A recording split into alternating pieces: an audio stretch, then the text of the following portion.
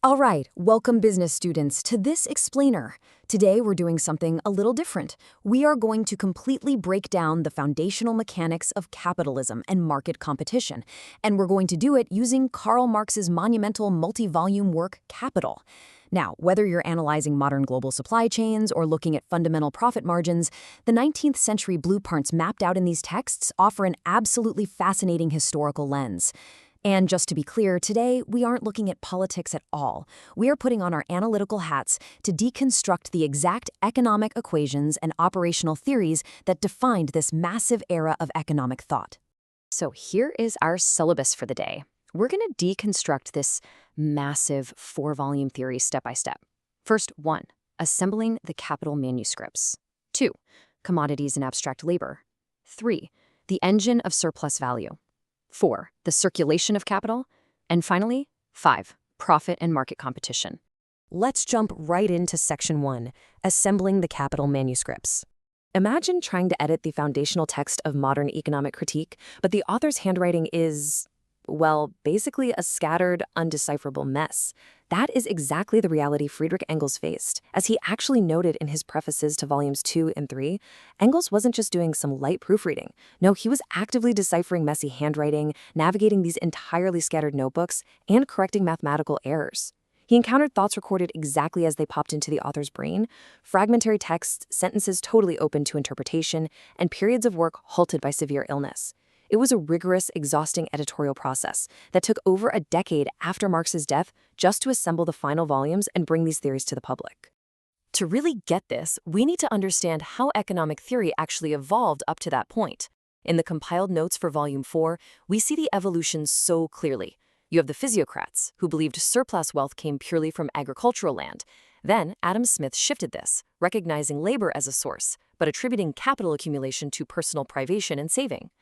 Marx then introduced his own entirely different framework of abstract labor and unpaid surplus value. And this, as you can imagine, sparked intense debates among late 19th century economists like Lexis, Loria, and Schmidt regarding how profit rates actually equalize across different markets. Okay, moving right along to Section 2, Commodities and abstract labor. Think about a physical item for a second, like a tailored coat. Volume 1 breaks this down beautifully. Its use value is exactly what it sounds like, the actual physical utility of the item, like the warmth of that coat or the function of linen. But when commodities are actually exchanged on the market, their physical utility is kind of put out of sight.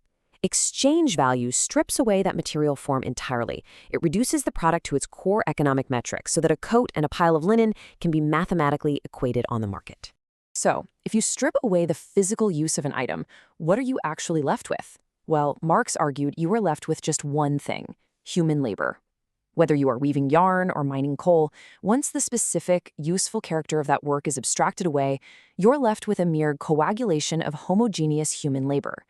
This expenditure of human labor power is the underlying social substance that, according to the text, gives any commodity its measurable value in the marketplace. Which brings us to Section 3, the engine of surplus value. Marx looked at the physiocrats and Adam Smith and respectfully completely disagreed.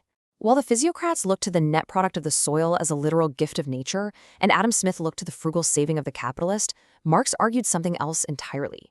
He argued that the secret engine of profit is actually surplus value, derived directly from wage labor. The idea here is that the capitalist buys labor power as a commodity, and the value that this labor power produces actually exceeds the cost of purchasing it. Let's actually look at the math, because this is crucial. By purchasing human labor power, represented here by V for variable capital, because humans uniquely generate new, varying value, rather than the actual final product of labor, the capitalist generates S, a surplus value. This interacts with C, which stands for constant capital, like your machinery or raw materials that merely transfer their existing value. The text argues that the surplus value costs the worker labor, but costs the capitalist absolutely nothing, ultimately transforming the advanced capital into a larger augmented sum. This right here is the theoretical heartbeat of capitalist production presented in Volume 1. All right, let's look at Section 4, the circulation of capital. Think of capital as essentially a shapeshifter. It starts out as money capital, used to buy raw materials and labor. Then it transitions into productive capital. This is the actual factory floor where the new commodity is forged. Finally, it emerges as commodity capital, which must be sold back into the market to realize an augmented sum of money. It is a relentless, continuous, cyclical flow. But for this relentless MCM prime cycle to really scale up, it required a massive historical shift. It required the complete separation of the free worker from the means of production. Only when labor power becomes a completely free commodity on the open market can this continuous cycle of buying, producing, and selling for a surplus truly take off and function efficiently. Now, what's really fascinating is what happens when the cycle breaks down. It perfectly maps onto the modern supply chain nightmares we see today. If capital stops in the money phase, it's just a rigid horde doing absolutely nothing.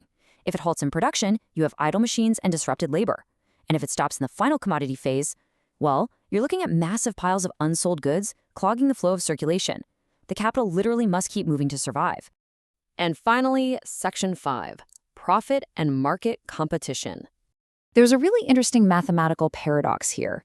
If surplus value only comes from variable capital, meaning living human labor, then highly automated factories loaded with constant capital, like incredibly expensive machines, should mathematically yield lower profit margins than labor-heavy industries, right? Different ratios of constant to variable capital initially yield vastly different and seemingly contradictory profit margins. This was heavily debated by critics like Karl and addressed directly by Marx in Volume 3. But the great equalizer to this paradox is market competition itself. Capital isn't static, it constantly hunts for the highest return. If one industry boasts a 400% return, capital floods right into it, increasing supply, lowering prices, and driving the profit rate down. This constant migration of capital levels out these wildly different rates into a general average rate of profit across all industries. It transforms sheer value into the practical prices of production we see in reality. But, there's a catch. As industries modernize and rely way more on machines than human labor, the general rate of profit has a built-in tendency to fall.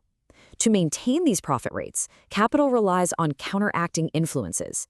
This means increasing the intensity of labor, depressing wages, cheapening raw materials through better technology, or expanding out into foreign trade. It is a constant operational struggle to keep those margins healthy. This is literally the exact mechanic of economies of scale, theorized over a century before today's massive mega retailers even existed. As productivity rises, the price of an individual item drops, and the profit per item shrinks. But the capitalist makes up for this by producing a vastly greater volume of goods. It's the classic high-volume, low-margin retail strategy, charted out perfectly in the 19th century. As we wrap up this explainer, I want to leave you with a final thought to really ponder. We've traced this entire journey from abstract labor and the origins of surplus value through the vulnerable bottlenecks of the supply chain, all the way to the equalizing force of market competition.